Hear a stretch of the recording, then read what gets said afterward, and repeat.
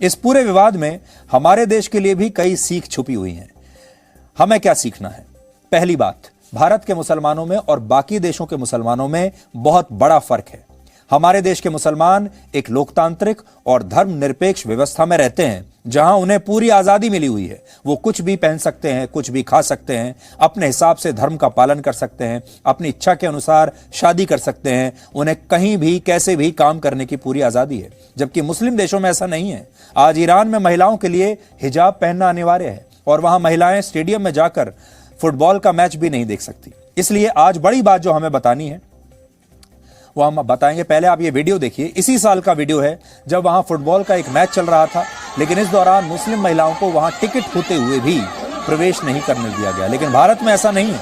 इसलिए भारत के मुसलमान इन देशों के मुसलमानों से अलग हैं। और सबसे बड़ी बात यह है कि भारत के मुसलमान भारतीय हैं। इसलिए जो मुस्लिम राष्ट्र रिमोट कंट्रोल से भारत के मुसलमानों को नियंत्रित करना चाहते हैं दूर बैठकर, उन्हें यह बात पता होनी चाहिए कि भारत के मुसलमान बाकी देशों के मुसलमानों से अलग हैं। इसलिए आज ये मुद्दा, हम पहला मुद्दा ये उठाना चाहते हैं कि भारत का मुसलमान दुनिया भर के मुसलमानों से बिल्कुल अलग है। ये बात भारत को, पूरी दुनिया को समझानी चाहिए और भारत के जो मुसलमान हैं यहाँ रहने वाले, उन्हें भी पूरी दुनिया को ये बताना चाहिए कि वो दुनिया के मुसलमानों से अलग हैं। वो इंडियन मुस्लिम्स हैं, भारतीय मुसलमान हैं।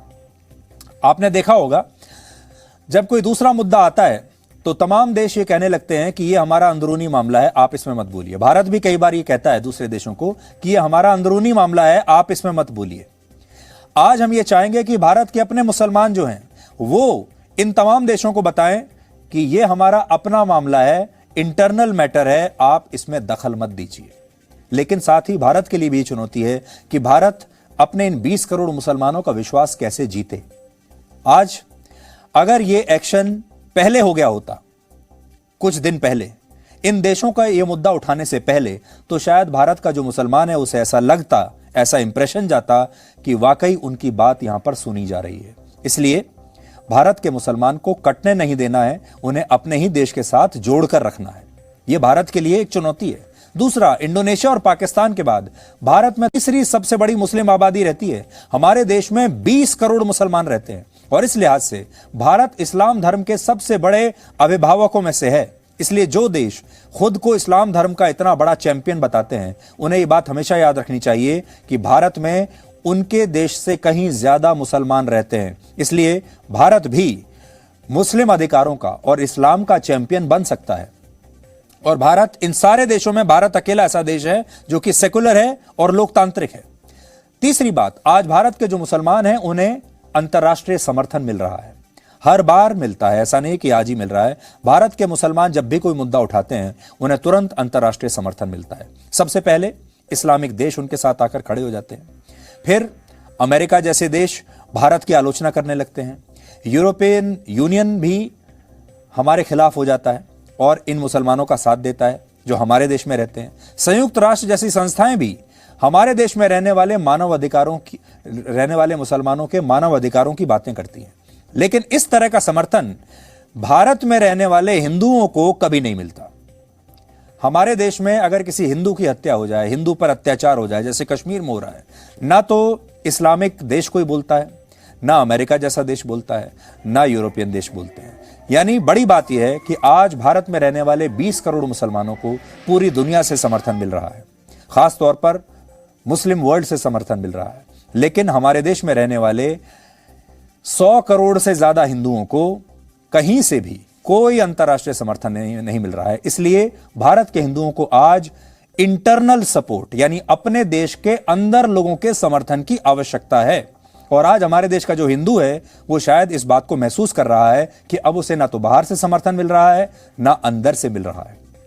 चौथी बात, इस घटनाक्रम का असर भारत के लोकतंत्र और अभिव्यक्ति की आजादी के अधिकार पर भी पड़ेगा। सोचिए, जब टीवी डिबेट में दिए गए एक बयान पर इतना बड़ा अंतर्राष्ट्रीय विवाद खड़ा हो गया, तो ऐसे में भारत में जो लोगों को अभिव्यक्ति की आजादी का अधिकार मिला हुआ है उसका क्या होगा।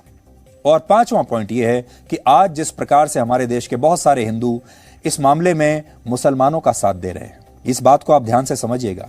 यह पूरा मुद्दा असल में इस्लाम की आस्था से जुड़ा हुआ था और जो हमारे देश के जो मुसलमान हैं वो आहत हुए।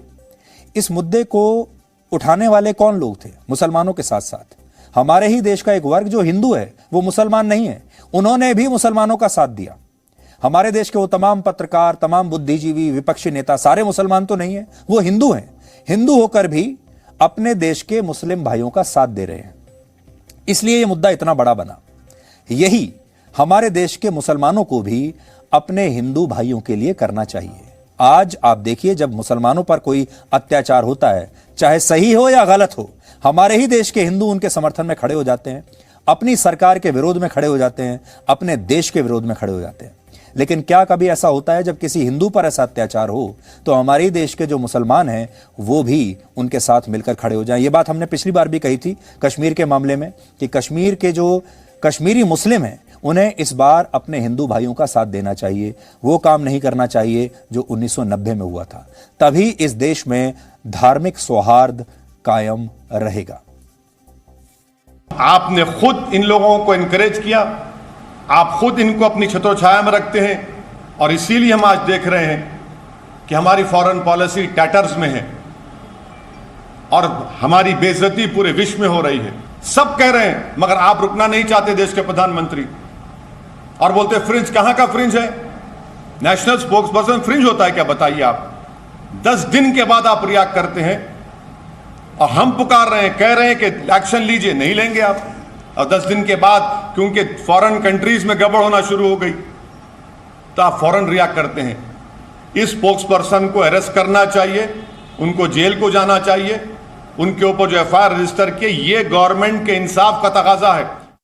ऐसा है कि कौन क्या कह रहा है, कौन क्या कह रहा है, नहीं कह रहा है, इस पे हमें कुछ नहीं कहना है। हमारी पार्टी ने क्या कहा उसको देख लीजिए और उसी के साथ हम लोग हैं। Thank you. पहली बार ऐसा हो रहा है कि बाहरी दुनिया के दबाव में भारत सरकार काम कर रही है। ये एक गलत मिसाल है और भविष्य के अंदर हम पे जो भी दबाव डालेगा हम उसके दबाव में झुक जाएंगे।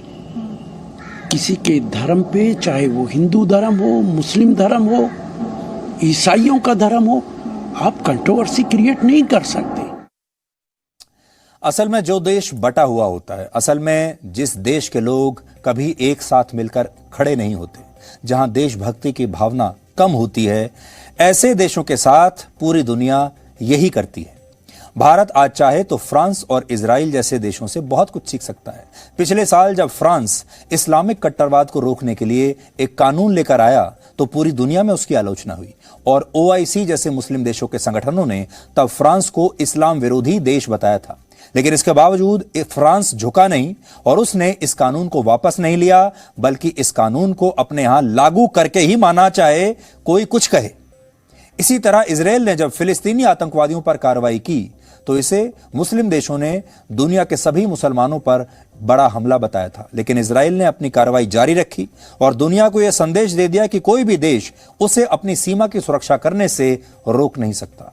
लेकिन हमारे देश में ऐसा नहीं होता। ये मुस्लिम देश जब भारत को लेक्चर देते हैं तो हमारे ही देश के लोग, जिनमें कुछ हिंदू भी हैं, वो इन मुस्लिम देशों के साथ जाकर खड़े हो जाते हैं। और यही बात आज आपको समझनी है। बड़ी बात जो समझनी है वो ये है कि हमारे देश के लोग ऐसे हैं आज जो आज भी तालियां बजा रहे हैं। हमारे देश के जो विपक्ष के नेता हैं और एक जो वर्ग है हमारे देश का, वो अब भारत की हार को मोदी की हार समझता है और मोदी की हार को अपनी जीत समझता है। और ये काम हम हजारों सालों से करते हुए आ रहे हैं। इसीलिए हमारी जो गुलामी का इतिहास है इतना लंबा है।